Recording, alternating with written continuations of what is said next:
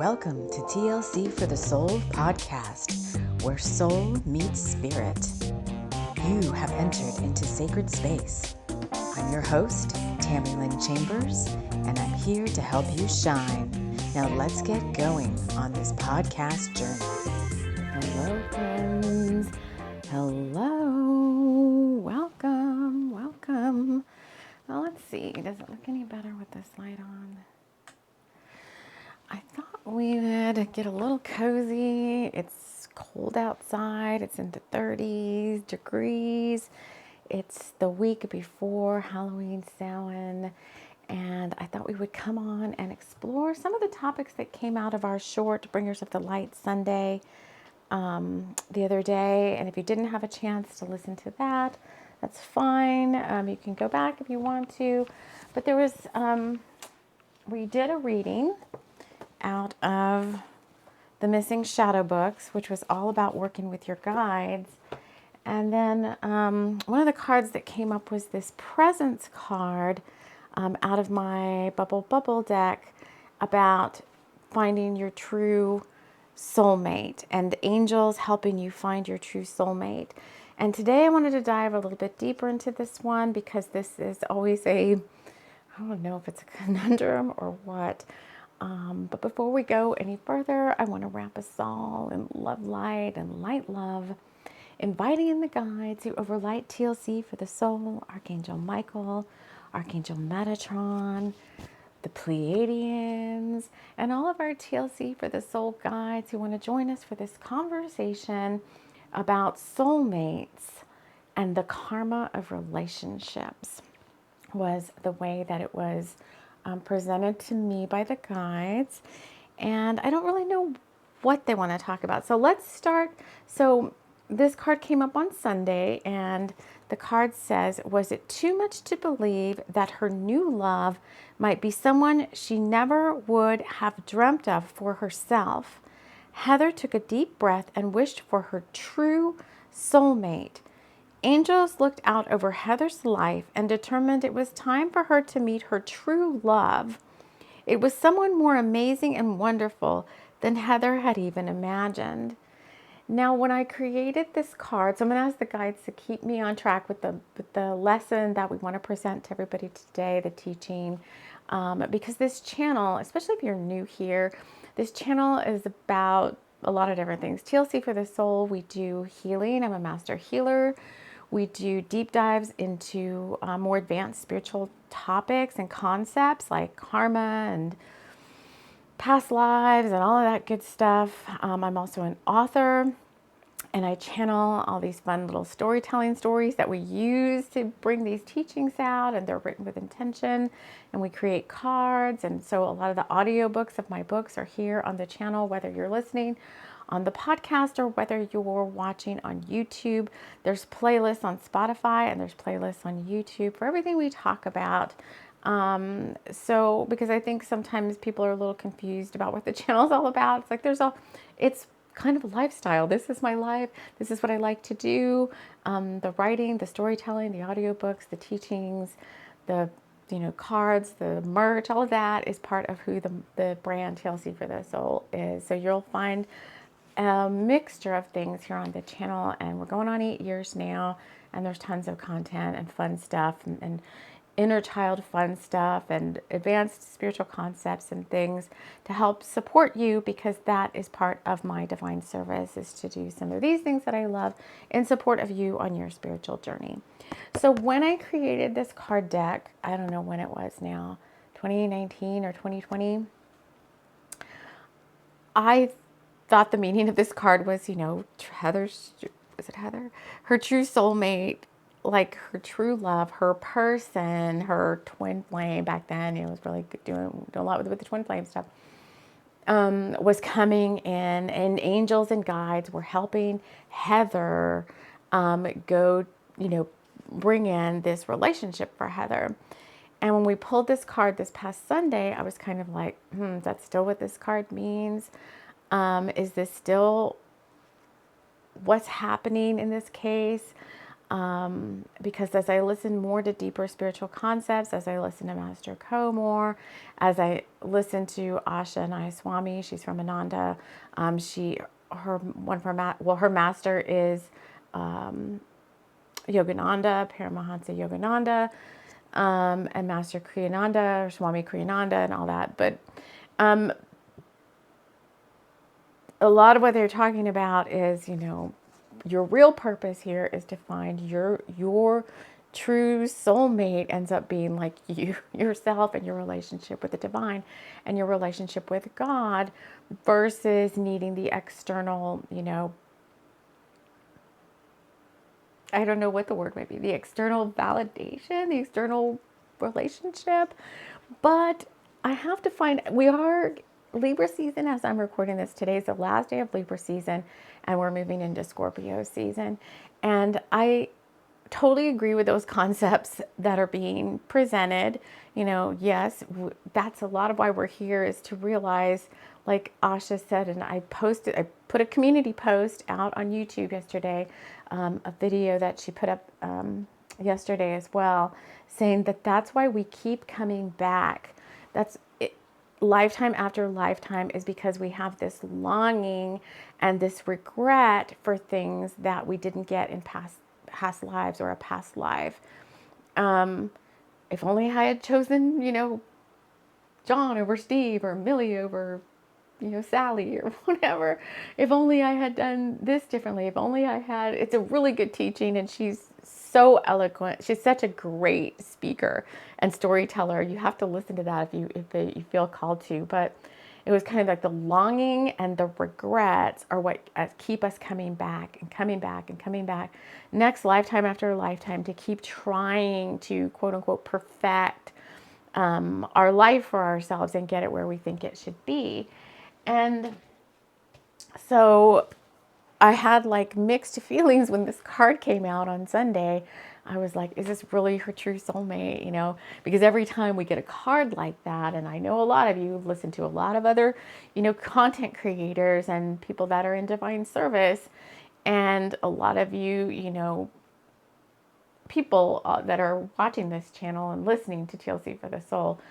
First of all, you're in varying age groups. We've got people from, upper teens all the way to, 60s and 70s in all over the world, in different places and locations. But in addition to the fact that we're all here, trying to become one with our higher selves and connect with higher consciousness and realize that God is our source and those things outside of us are not going to be completely fulfilling because the 3D world is fallible, right? And human beings are fallible and all that. At the same time, the balance to me to that is human beings, even though you're a soul who's come down and put part of your soul personage into a physical human body, human beings crave other human beings, like connection with each other. And so to me, I'm sorry, but it is not wrong to want to find your one, your person, or if you're not into like a romance, then other like-minded people who are, who can vibe and relate to you. And where you're coming from. And let me tell you, the world, humanity is awakening more and more. But if you're a spiritual, if you're a soul on a spiritual path, it can be challenging to find like-minded souls, right? You go out into the 3D world and you're like, oh my word, I was like that once, and now, not. I mean, I guess it's humbling or it's eye-opening. Like, was that what I was like once? So like negative and all that. And you come to realize the more you do your spiritual practice and whatever teachers you're listening to, people out there are just, their aura is just filled with the negative thought forms and things that they've created over time. I'm getting so many chills, and they don't know how to clear. Most people don't know how to clear their energy in such a way that really gets to the root of all of these things that are coming up.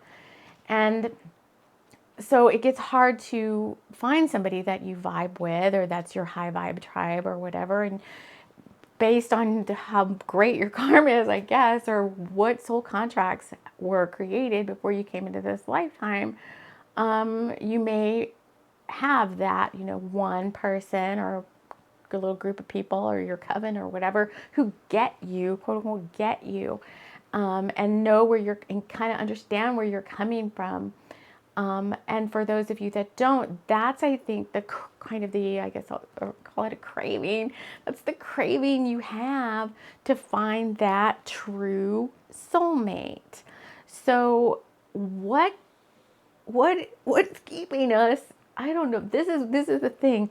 I think I said it on Sunday too. I'm like, for those of you that are wanting that partnership with someone, why sometimes does that take so long for that person that's your one person? Again, I said, it doesn't have to be a romance, but why does it take sometimes so long for that person to come along, or for spirit? I'm just going to say, because to me God is in control of everything.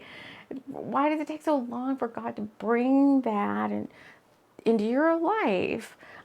Because this card comes up quite a bit, and I'm like, okay, the person still hasn't arrived yet. So what's up with this? And for those of you seeking that, I think that's what we want to dive deeper into, is the karma. Is it the karma? Is it your karma that's keeping this relationship from coming into you? Or what is it exactly, Spirit? They're not, who can give us the answers or not? What is it exactly that we're waiting for? What's happening? I want to know what's happening. If they're able to share with us anything more about what's happening with that.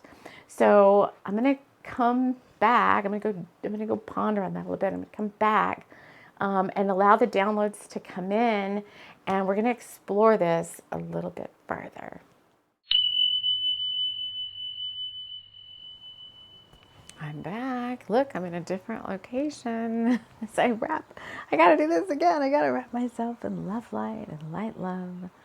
Inviting in the guides to overlight TLC for the soul, Archangel Michael, Archangel Metatron, the Pleiadians, and a host of other TLC for the soul guides as we continue this conversation about true soulmates, the karma of your relationships, the karma of your romance. And here's what happened. I filmed the intro the day before yesterday, I think, which is what you will see at the beginning of this show. And I felt like I was guided to turn the camera off, and Spirit said, well, I just felt like we needed to do, they were calling it like a field study, which I would say AKA is like the scavenger hunts we have here on the channel, or we've had in the past. There's so much content here on the channel, it may be hard to find them, but we haven't done one in a while. And so I thought everyone I know really likes the scavenger hunts. And so I thought we would bring this back. So what's going to happen here is, you've listened to the intro. Now, let's get a little bit of, what the instruction, I guess, and then you can come back after yours if you want, and you can see the results of mine, or it's really the results for the collective. However you want to engage with this whole show, you can do it however you want to do it. You can watch it all the way through, or whatever feels right to you. But we were working out this card that we drew on Bringers of the Light Sunday, last Sunday. Was it too much to believe that her new love might be someone she never would have dreamt of for herself? Heather took a deep breath and wished for her true soulmate. And then there was some channeling in the beginning of this video, and I did not go back and listen to it again. Although I remember pretty much what it was about. It's about finding a balance between doing all of our soul work that we're supposed to be doing as solitary practitioners or whatever, like doing all of our soul searching and healing around relationships, and balancing that with the human need and I think desire for wanting, to have soulmates in your life. And it didn't have to be romantic. We said that already. It's if it can be, if you want it to be. But the other question I think that came up was, especially it seems like in the romance department, or maybe it is in the true soulmates that are like good, really good friendships that people you really align with or whatever. Why is it does it take so long for those souls to come along into our reality versus, all the quote unquote challenger ones we got to deal with on this healing journey? I mean, it gets really old after a while, right? To constantly be up against, some soul in your pathway that was meant to drop in and like teach you all these lessons. It's like, can we please have a balance of like that already, right? So depending on what your soul is here to learn, you could have, I doubt that you have none. You could have one or you could have more of those, like, I don't know what else to call them, challenger souls as the guides are guiding my mouth, guide my mouth, and less, what out of my, more channeling coming in and less out of my own personal filters or whatever. But you could have one or more of those, challenger types coming in to stretch you and to help teach you and all that. And it feels like there's less of the true soulmate people that are just easy, oh, it's just easy going. You don't have to try so hard. There's not all these constant like lessons and stuff I have to learn. Can I please have a balance of that? And then, like I said, on the romance side, it seems like those like something like what I just said might be even, I don't know, it just seems like slower to come through. So the other part of the card said that angels had looked over Heather's life and determined it was time for her to meet her true love. And it was someone more amazing and wonderful than Heather had even imagined. And then I went off camera and I asked Spirit then, well, if this is a field study or a scavenger hunt, start showing me over the next, it felt like it was going to be 2 days of signs and messages, not constant bombardment, but 2 days of, for me and messages for the collective, like around this topic. Show me. So this is our scavenger hunt that we like so much. Show me the signs.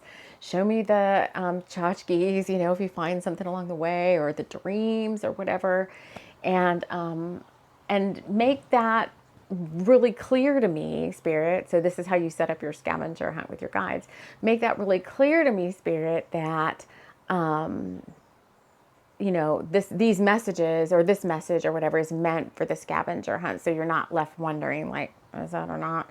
And typically then you'll see things more than once, or you'll get like repeat messages, or you'll just find something that you're like, oh, I know this is meant for whatever this is. So let your intuition guide you there. And, let's play with our inner child as we go throughout some of these topics, because they are like, I don't know, sometimes when you've been doing the work for so long, it just feels like, oh, this is arduous. Here we go again. And I do have to say sometimes to my guides, like, do we have to can we not do shadow work today?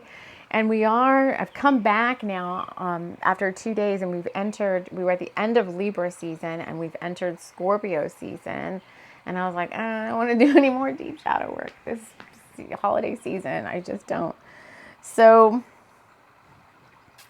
let me just share with you the things that I found for myself, my scavenger hunt items and field study items, things that happened to me over the past couple of days. And there could be nuggets of wisdom in there for you. There could be signs, synchronicities, or teaching that is beneficial to you in this now. And then depending on when you've listened to this, if you've already found your items or your made your field notes of what you found, or whether you haven't and you're going to do it after the fact, you'll be kind of armed with this knowledge, I guess, so to speak, so that you'll be like a confirmation for you. So the first thing that happened to me right after I turned the video off on the intro is I started getting all of these scarecrows. The other card I had drawn for the day was a scarecrow card out of my bubble deck, and it was like, everything is not as it seems. And then the audiobook I was listening to like right after that, started talking about somebody seeing lots and lots of scarecrows. And I was like, well, what is it? What is scarecrows? Like, I don't know.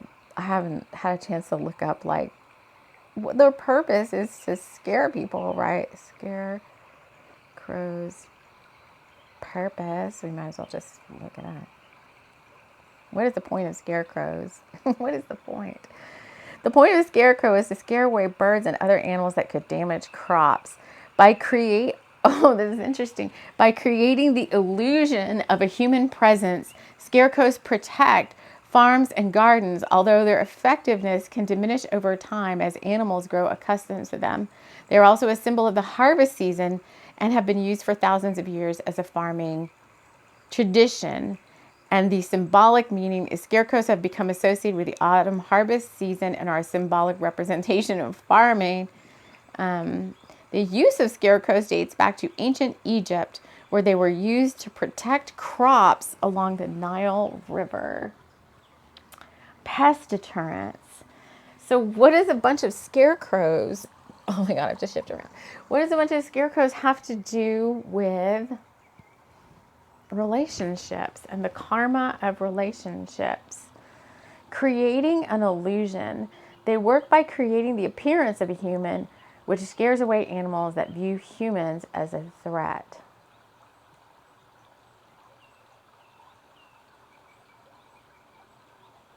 Although their effectiveness can diminish over time as animals grow accustomed to them.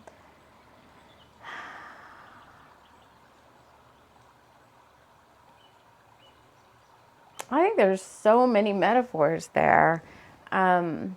Scarecrows could be like the other relationships of people around you, right? Because aren't we souls having a human physical experience, and thus then this.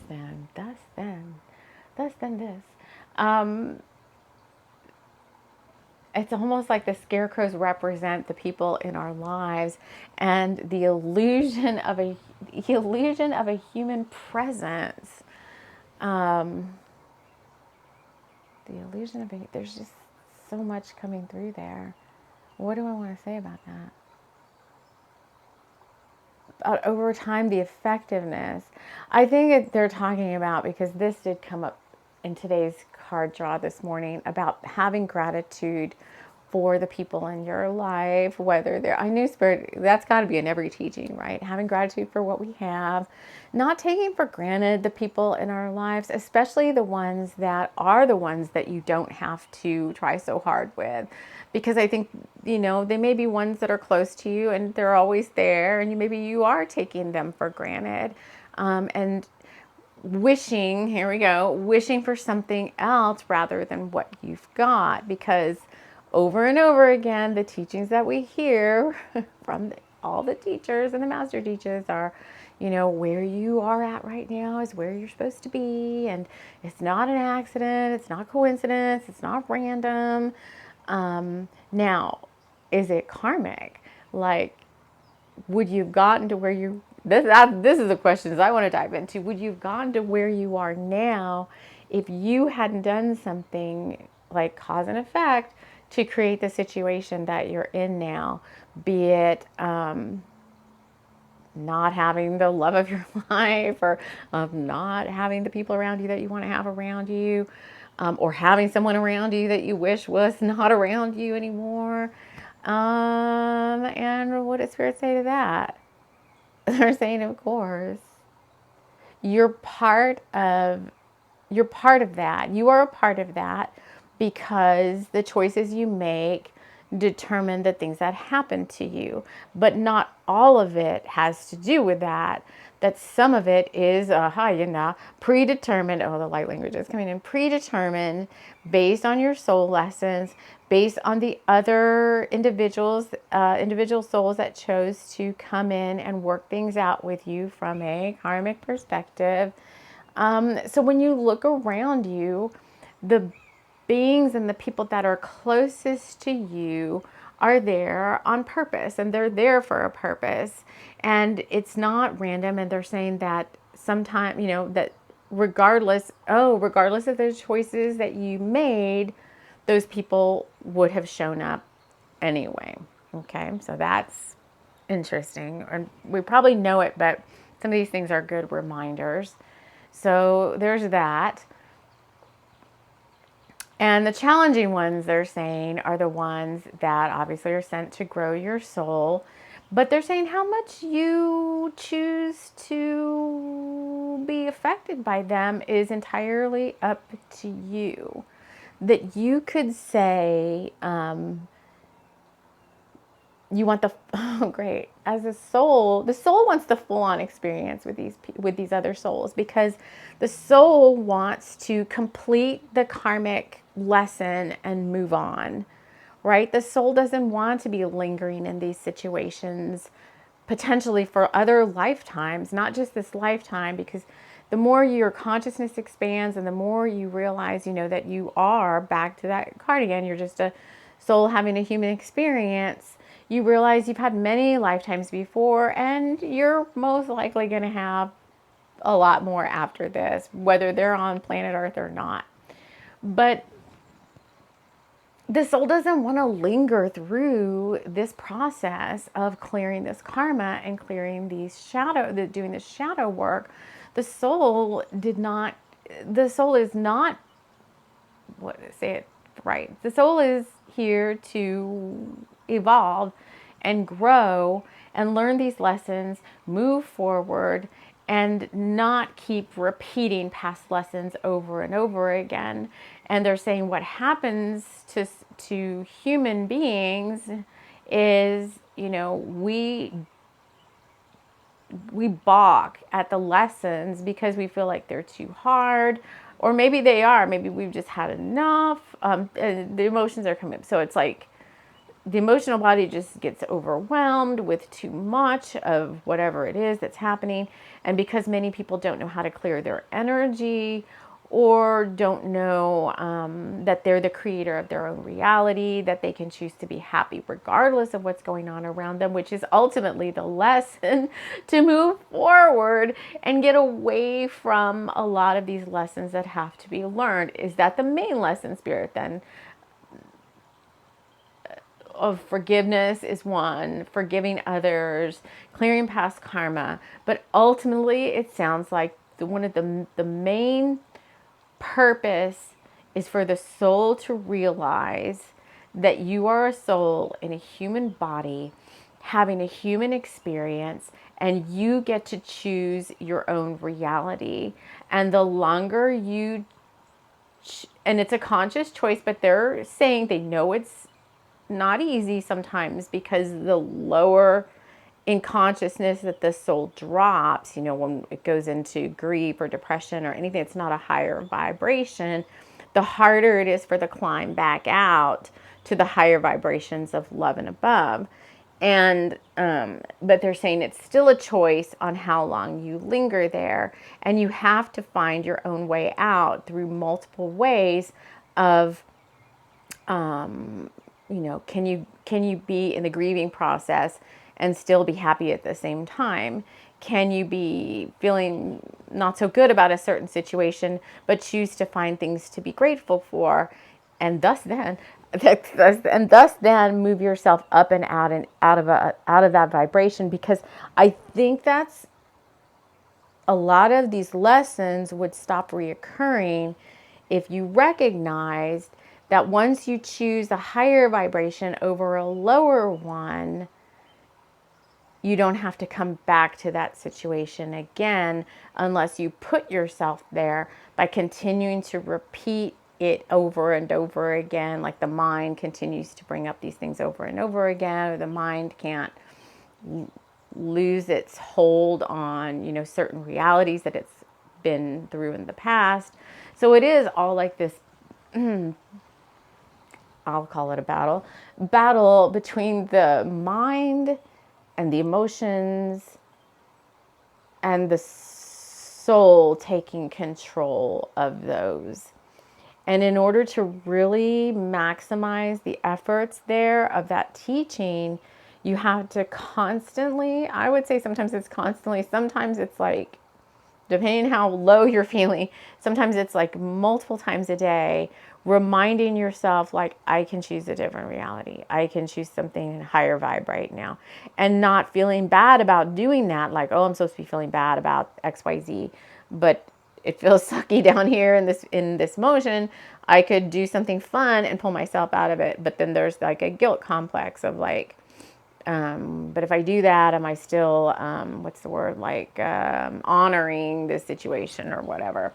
So what does that have to do with the timing? The timing of these, because this is telling us, this told us, this was the card for the next 2 weeks. It was telling us that angels looked out over Heather's life and determined it was time for her to meet her true love. It was someone more amazing and wonderful than Heather had even imagined. So when I wrote this card, I told you I was thinking mainly about another person, about a, twin flame or divine counterpart or whatever. And it's like, now, I mean, Spirit, is this really talking about another person, or is this talking about our soul? And that's like, the brilliance of our own soul. And is that really what we should be striving for? Is that our true soulmate? Or like we said, we want some of these relationships that are not always lessons. So which one is this card? Oh, they're saying it depends on where you're at and what you're ready for next. So I will say then, because I kind of diatribed on that for a while, but the scarecrows thing. But the other thing I had and my field notes was that night, and I do not usually have prophetic dreams. Usually my dreams are service dreams about working at my past corporate job, but it's like in the astral realms or something, and I don't know, it's very interesting. Most of my dreams at night, I go to Capital Group in the astrals, and I'm doing work there with people from my past job. And we're doing like IT security work or something, like for Starseed and stuff. It's very interesting. That's mainly where I go, or up to the higher realms, like to the school rooms. But this dream was very prophetic and stood out to me because it was a dream about 3 engagement rings. And they were all like on my finger. And one of them was a ring. I don't think the significance of the rings themselves was as important, but that they were 3 different ones. There was one, and I was showing them to someone, like, look at this ring I found, and this ring I found over here, and look at this ring. And one of them was like a really huge diamond ring. One of them was a ring I actually did find. It looked just like an engagement ring. It's got a really big diamond, and I found it at the park, almost like somebody had taken it off and thrown it away or something. It was really weird. And then the other one, I don't remember exactly so much what it was. So that dream really stood out to me as maybe potentially being, was it a prophetic dream, Spirit? Only time will tell. Oh, leave me alone. I get a lot now into this, since we're stretching ourselves now into future lifetimes. It's like, can you tell me if any of this stuff is for this lifetime?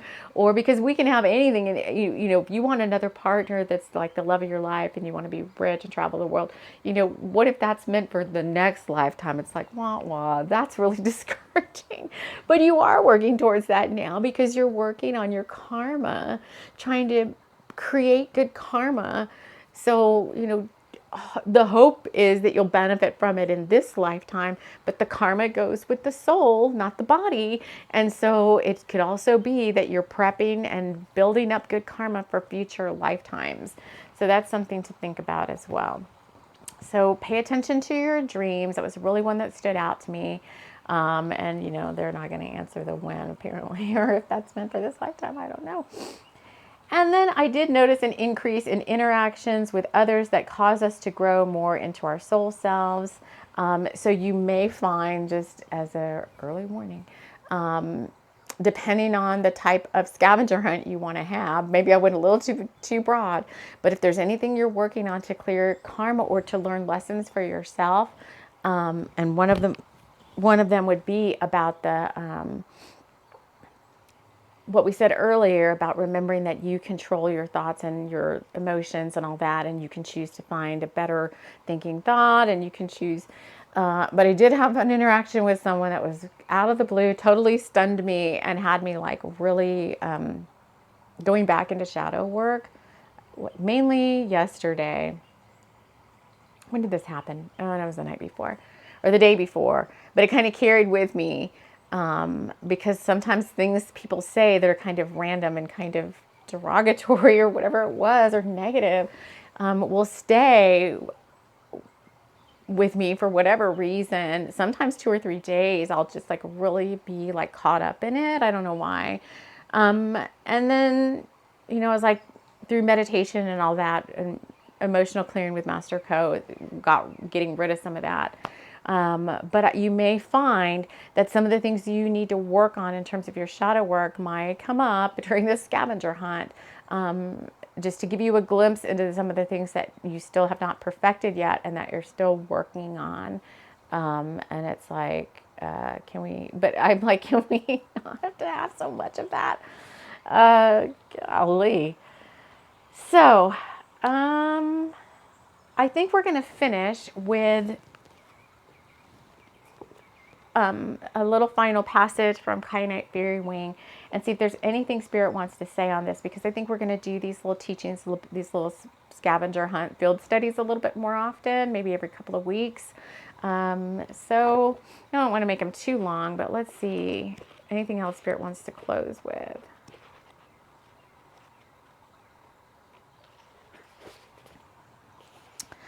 Page number 220, which for me, 222 and 22, when number 2 was like that was a big twin flame number. I'm not so sure I buy into it anymore because it shows up a lot. And I'm like, well, I still don't see that person. But anyway, I don't know.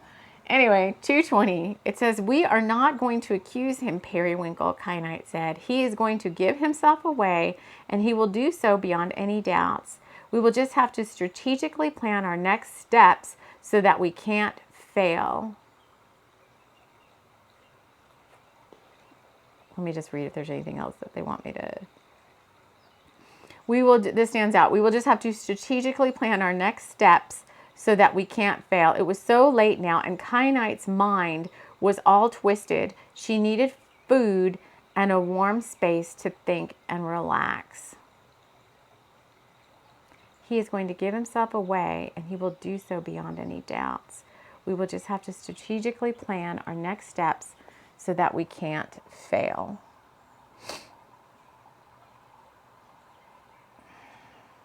What do you want me to know about that? Let me grab a fairy card. Strategically plan our next steps. What fairy can help us with this last little part here? More fairies. A collective of pixies. Card number 48, which is a 12. What does the collective of pixies want us to know about that little statement from Kyanite Fairy Wing? Duty, willingness, joyful participation, and virtue. A pixie's got to do what a pixie's got to do. And one of the things a pixie has to do is dance. It has to be done so that the flowers will grow and fruit. The grass will do its photosynthesis thing, and the trees will put down their roots properly, and other processes will proceed in their proper time at their proper pace. The pressure of the pixie's energetic little etheric feet may even be what helps to keep the world turning at the right speed. At least, they claim it does.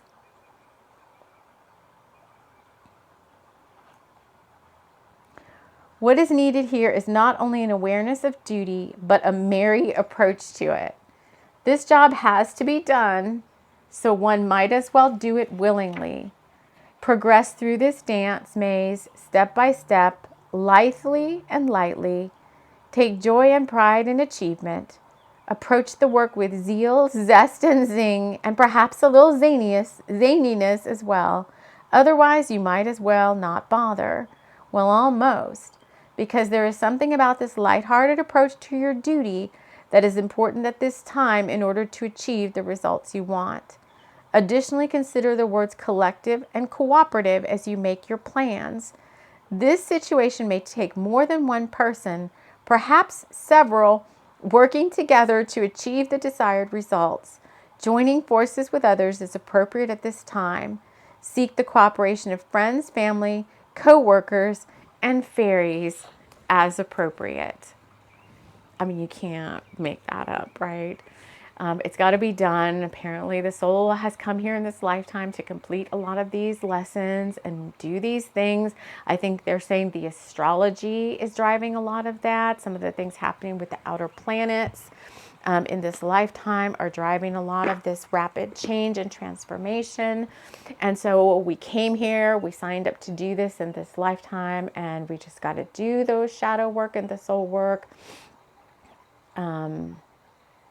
And they're saying that we're not meant to fail. So I feel like many of us, no matter how arduous it might seem, are meant to triumph over these shadows that we've been working on for quite some time. The conscious awareness of doing the work is what it takes to move through these things faster, rather than sending you through. Apparently you could be sent through more of like school of hard knocks, so to speak.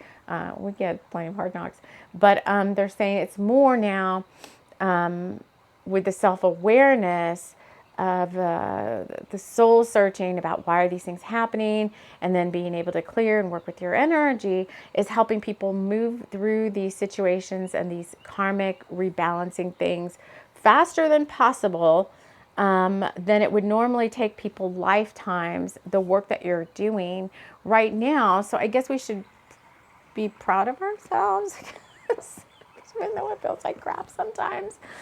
Be proud of yourself, be proud of what you're doing, and most of all, try to have fun doing it, because you can choose to do that as best you can.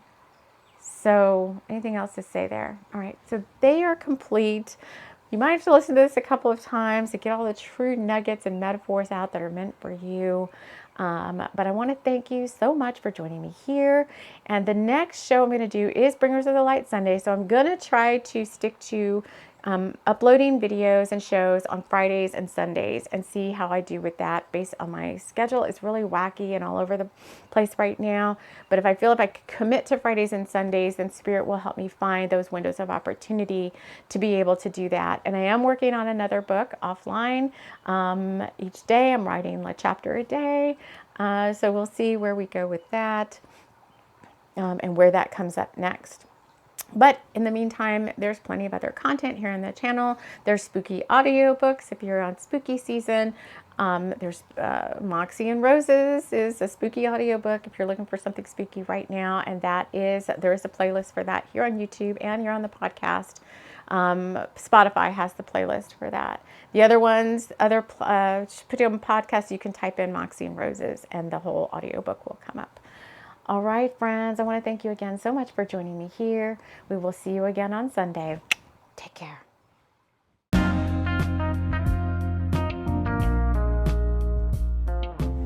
This episode has been brought to you by Frolicking Fraulein. Interactions with Frolicking Fraulein could bring on magical, mystical euphoria, dizziness, lightheadedness, sudden feelings of losing all sense of 3D reality. Oh no, someone's been a naughty Frolicking Fraulein.